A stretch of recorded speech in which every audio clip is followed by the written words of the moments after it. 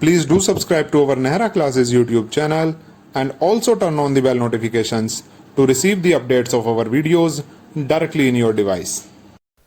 Hello friends, I Vikas Nehra welcome you all to our Nehra Classes YouTube channel.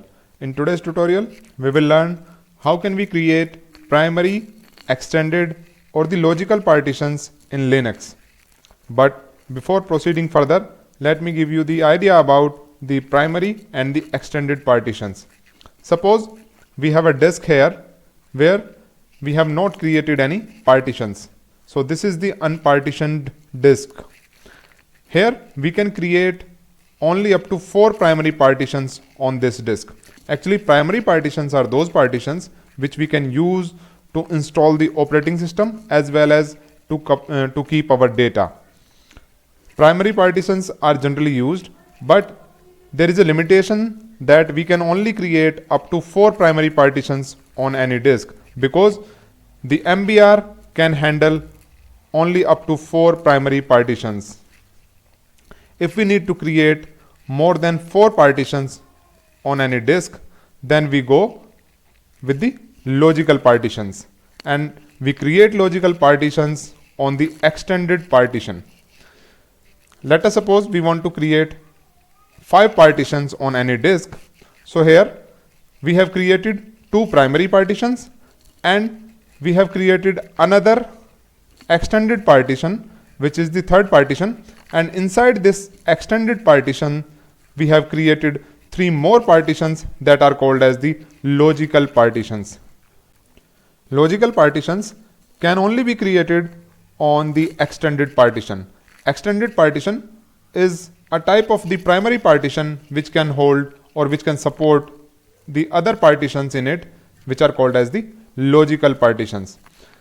Here you can see all type of partitions in this diagram in 3D view. Here this is the unpartitioned disk, and on this disk we can only create up to 4 primary partitions. And on the extended partition we have created multiple logical partitions. We can create multiple logical partitions on the extended partition, but there is a condition that we cannot install the operating system in the logical partition. It can only be used to keep our data. Now the question arises, why there is a requirement to create the partitions on any disk? Actually, we create the partitions on any disk to effectively utilize the disk space. In order to effectively use the disk space, we create the partitions, and as well as we can install multiple operating systems on the same disk if we create the partitions on it. And we can also separate the data from the operating system files with the help of partitioning. Means if we create the partition, we can keep our data in the different partition and we can install the operating system in the different partition. Now I'm going to show you the process how can we create the primary as well as the extended or logical partitions on any disk in Linux. And after that I will show you how can we format it in different file system types, how can we mount it, and how can we permanently mount it by making an entry in the fstab file. So without wasting time, let's get started.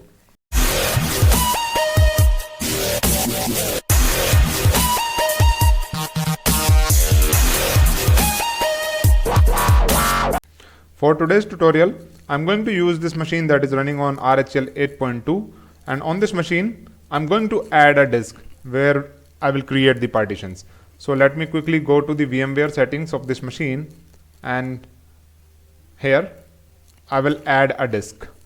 So I will click here on the add button, then I will select here the hard disk, click next. Here I will select the SCSI disk, create a new virtual disk, then click next, and here I can specify the size of this disk. Let me choose a disk of 10 GB. So this will add a 10 GB disk in my machine. If you are adding a disk while the machine is running, it is possible that your machine might not show the disk. In my case, the disk is visible, but in few cases, if you don't see the disk which have you added while the machine is running, in that case you will have to execute this command which will actually scan the newly added disk, and the command is ls sys class scsi underscore host while read host, and after that we will separate it, do echo dash dash dash, and again sys class scsi host scan. This command will scan the newly added disk, and now the newly added disk will show up in the result of lsblk. Here you can see that the disk of 10 GB is visible, which I have just added in my machine. Or you can also use the fdisk utility to see this disk. Here you will have to specify the name, that is /dev/sdd. This is the fourth disk, that is why it is showing up as sdd. This S represents the type of the disk in the name. It may be either SATA or SCSI. And the last alphabet, it represents the number. This is the fourth one. So that is why it is showing up as SDD. So this is the disk of 10 GB which I have just added in my machine. Now I'm going to create the partitions on this disk.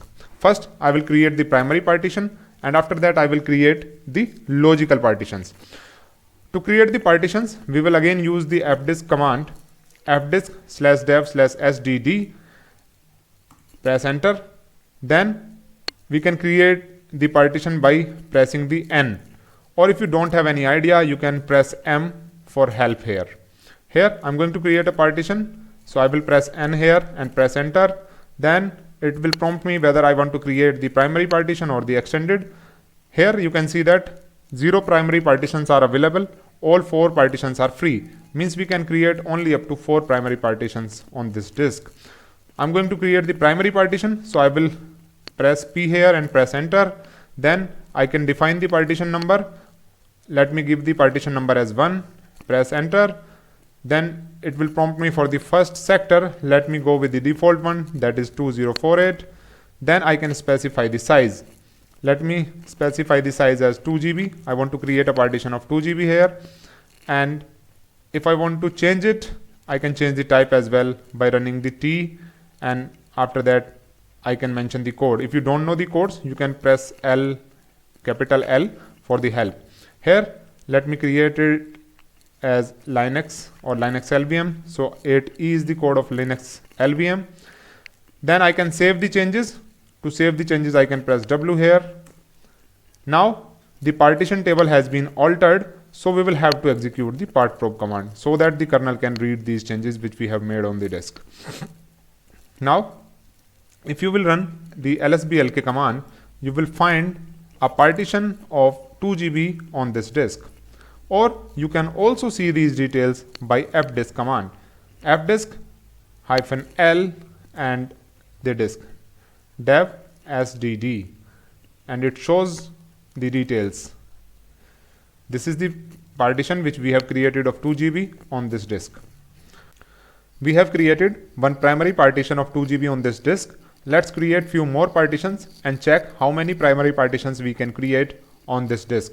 So again execute fdisk and the disk name, that is /dev sdd, and again, and for new, P for primary. Here you can see that we can create 3 more partitions. So let's quickly create one more partition. P for primary, partition number 2, first sector. Again, let me specify the size as 2 GB, press enter. Again, one more partition. Here, now you can see that only 2 are free for primary partitions. Again, create one more partition. This is the partition number 3, first sector. Let's again give the size as 2 GB. And let's try to create one more. And for new, P for primary, first sector. Again, let's create a partition of 2 GB. So I will mention here plus 2G.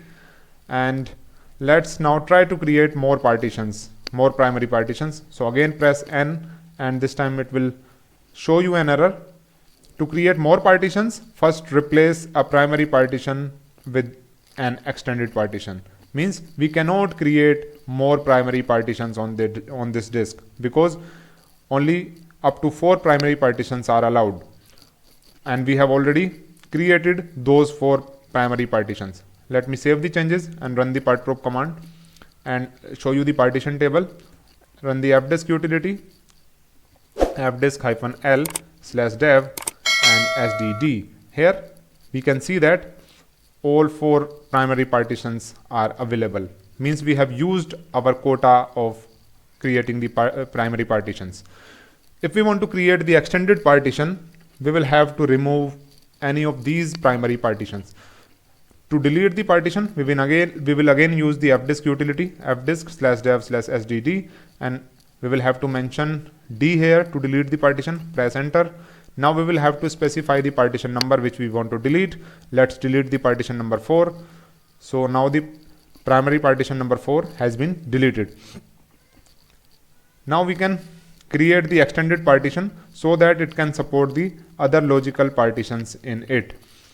So to create the logical partition, we will press N here. Then it is prompting us whether do we want to create the primary partition or the extended one. Now we will go with the extended one this time. So we will press E here and press enter. Then it is prompting us for the first sector. Let the first sector be the default one. And this time I want to utilize the entire space. So we will go with the default one. Now the extended partition of 4 GB has been created. We can save the changes by W and again run the partprop command so that kernel can read these changes which we have made, and again see the partition table with fdisk-l fdisk-l/dev/sdd, and here all 4 partitions are visible. First 3 are the primary partitions, while the fourth one is the extended partition, and the ID for the same is 5. Now if we want to create the logical partitions in this extended partition, again we will use the fdisk command fdisk/dev/sdd, and here we will press N. So it is showing us that all partitions are in use. It will add the logical partition. So we will go with the default sector. Then we can specify the size. Let's mention the size as 1 GB. So one partition is created there, which is the logical partition, and it is created there on the extended one. We can create more as well. So press N here, go with the default one, then again specify the size as 1 GB, press enter. Again one more logical partition is created. We can save the changes by pressing W, and we can execute the partprop command again. And if we want to list these changes, we can run the fdisk command fdisk-l/dev/sdd. Here you can see that there are total number of 6 partitions are visible. Out of these 6 partitions, first 3 are the primary partitions, while the fourth one is the extended one, which is supporting the other 2 partitions, which are the partition number 5 and the partition number 6. These 2 are the logical partitions. So total number of 6 partitions have been created. If we want to install the operating system in any of these partitions, only first 3, which are the primary partitions, these can support the installation of the operating system. Now in the next step, I will show you how can you utilize these partitions to keep the data. How can we use them? So if we want to save our data or retrieve the data from the partition, we will have to mount the directory on the partition, but we cannot do that directly. We will have to format it. Let me first show you what happens if we want to create or if we want to mount the directory on the partition. So let me quickly create a directory first. mkdir/tmp/data10. I have created this directory, and let me try to mount it on /dev sdd2. We will use the mount command, the source and the destination, press enter. So it will throw an error. It says wrong file system type. And why we are getting this error? Because we have not formatted it. So if we want to use it, or if we want to mount the directory there to keep our data, we will have to create the file system format, and for that we will have to format the partition. So to format it, we can use mkfs command. Mkfs, after that we will mention dot, and after that we can specify the file system type. Let me execute the ext3 command here because I want to format it in ext3 file system type. Then I will mention the complete path for this partition, that is /dev sdd2. So what will happen if I will press enter? It will be formatted in ext3 type file system.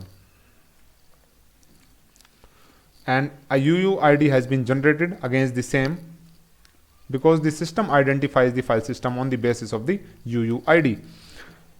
If you want to check, you can execute lsblk-f command, and here the ext3 file system type is clearly visible after the partition name.